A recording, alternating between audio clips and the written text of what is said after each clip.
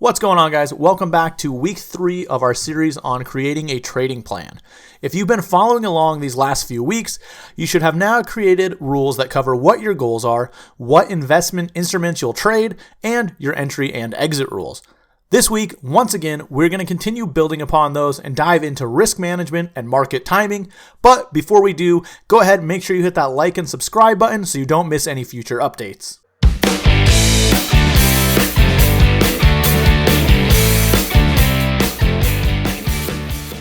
Okay, so let's get started with risk management.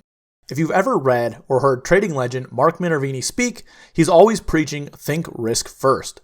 The reason he's always pounding the table on that is because the asymmetry of losses. Take a look at this chart. It shows how the math works against you the larger your loss becomes. The larger your loss becomes, the larger the gain you will need just to get back to break even. This is that asymmetry of loss, and that's one of the reasons why risk management is so important. By setting clear risk management rules and then following them, you can help to minimize your losses and protect your capital. When it comes to risk management rules, we want to encompass the following: position size and the maximum number of holdings, exposure limits, how to handle losing streaks, and the maximum risk of total capital per trade. Let's work through an example to drive these points home.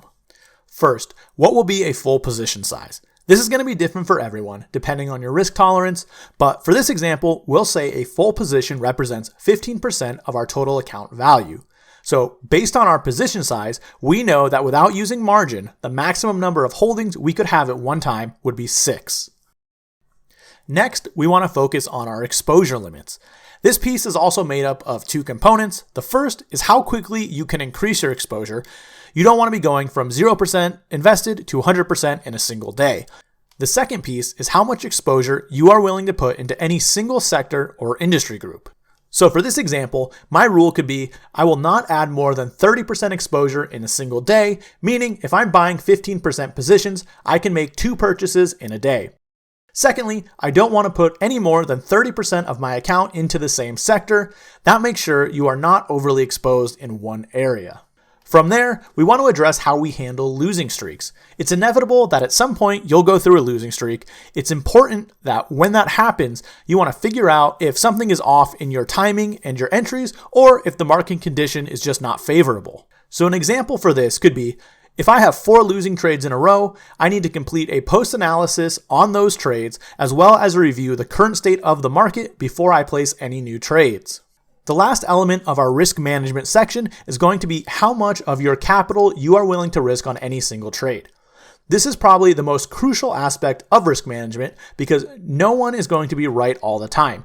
You need to dial in this risk to reward ratio and make sure that you will not blow up your account on any single trade or any series of trades. So for this example, we can say, do not risk any more than 0.75% of my account value on any single trade.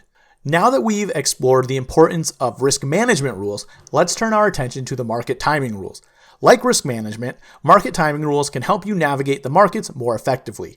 Recognizing the state of the market as a whole is a crucial part of any trading plan. You want to have rules that tell you when it is safe to be in the market and when it's not. For example, a rule as simple as do not initiate any new trades to the long side while the price of the NASDAQ is below the 21 exponential moving average can help you capture the longer trends of the market. Or you could have a more complex rule having to do with follow-through days or something to do with net highs and lows. The key is to find balance that works for you and your investment goals that we laid out in the beginning of our trading plan. Next week, we're going to wrap up the trading plan by laying out the framework for our daily and weekly routines, what resources we'll use, and then any miscellaneous rules that we didn't cover yet. Thank you for watching, and if you enjoyed this video, go ahead and hit that like and subscribe button so you don't miss any future updates.